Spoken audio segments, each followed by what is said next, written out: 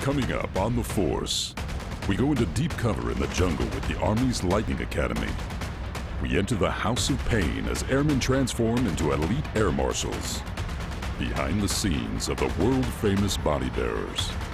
And against all odds, the transformation of one of our wounded warriors. Now, on The Force.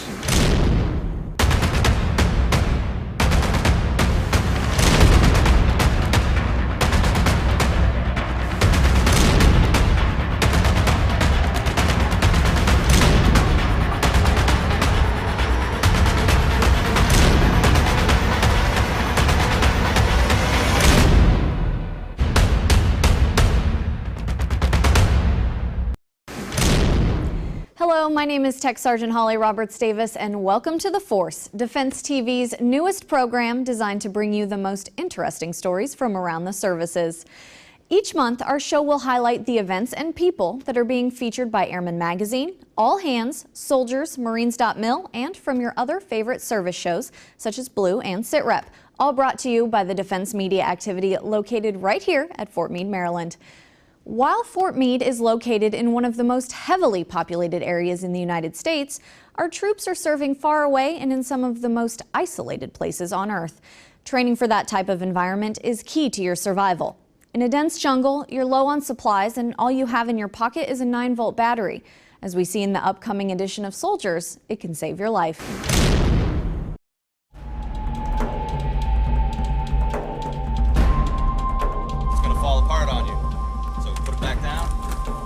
25th Infantry Division Lightning Academy. It's the troop and soldier school for the division.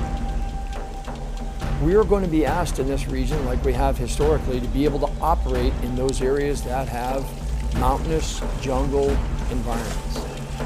They're in the islands. They're in the chains of land and water and people that are out in places like Indonesia, Malaysia, Thailand, Brunei, Bangladesh, the Philippines.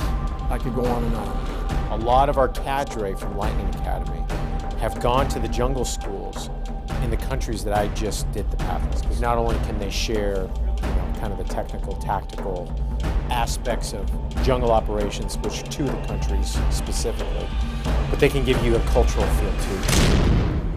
To see more about Pacific Pathways and other soldiers' stories, go to soldiers.dodlive.mil. With only about 200 in the entire Air Force, the Phoenix Ravens are an elite unit. Airman Magazine takes us inside their training facility, or as their instructors call it, the House of Pain. You're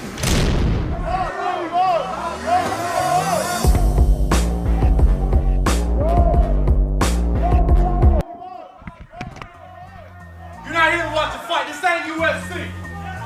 You're in here to motivate one another and keep each other going. Hold. The only time I want to hear ooh or ah is if one of your classmates delivers a proper strike. U.S. Air Marshals are the ones that protect the aircraft up in the air. We're the ones that protect the aircraft on the ground. We go to a lot of hostile environments all over the world, so we put students through a course that's high intensity to better prepare them for situations they might encounter downrange. So we try to build that austere, adverse environment in our training with the PT, the discipline that we bring to the course. If you even get caught blinking in class, not paying attention for a second, they're on you. Like, they know, they're always watching. That's so prepares for downrange. You let your guard down for a minute down there, and then it could cost you lives. More about the Ravens and other Air Force units can be found on Airman's website, airman.dodlive.mil. The best place to lead from is the front. Sometimes it's just so cold and so wet and so miserable, and that's part of the process. Jumping in is just a way to get to work.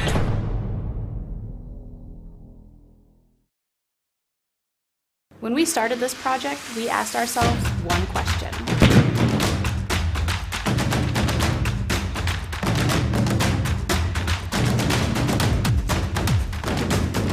Who is a soldier? As a final salute to a fallen brother, 6 Marines walked tall, carrying an 800-pound casket through the somber roads of Arlington National Cemetery. These body bearers ensure a Marine's final journey is one of respect and honor. It's our job to have flawless bearing and to perform our job at the max at 100% for them. And so we don't do it thinking about ourselves. It's all for the family and for that American hero, really. Every funeral,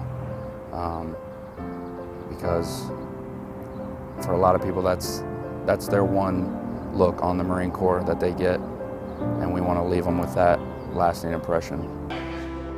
We're working on them getting their strength up, their core, their bearing, their size, and their endurance up. What we're also working on is their technique on carrying and doing different various funerals that we do. I don't want to say rough to do, but they are like, they make you think about what you're doing, and it brings it close to home.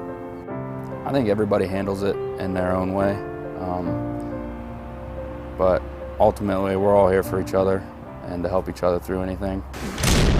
To learn more about what it takes to do this special job, visit Marines.mil.